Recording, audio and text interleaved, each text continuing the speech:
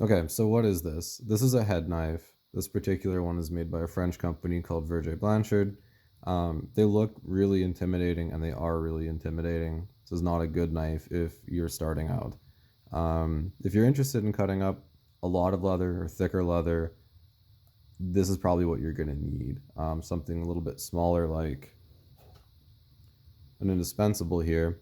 This probably won't be enough to get you through because it's just a pen knife. It's not going to do heavy stuff like that. Head knife is interesting because you can cut in a few different ways. You can plow directly through, making it a really nice upgrade if you're using a roller cutter and you've had enough of it, since they're not that consistent and they need to have their blades replaced quite a bit.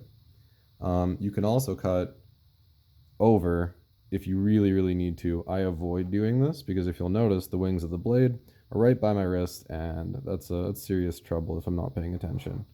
I would only really do this if I'm trying to trace over like an all scratch line to make a preliminary cut to follow later. Really thin leather, it has obviously no trouble because the blade's massive.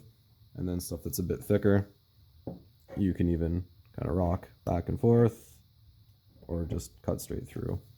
And you'll end up with a whole bunch of these.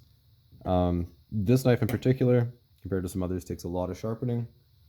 Blanchard steel is good, but it doesn't hold an edge as well as some other stuff like Charter Made might.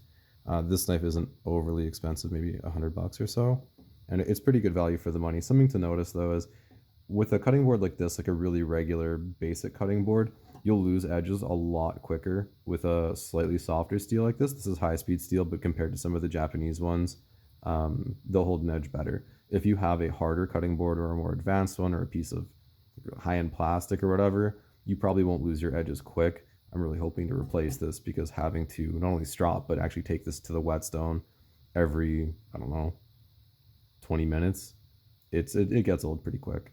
Other than that, though, the head knife is very useful. You can get everything done from long cuts, smaller cuts.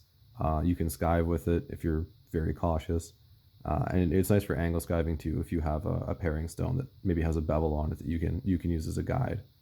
That's the head knife. It's pretty good. It's not essential until you start taking on bigger projects.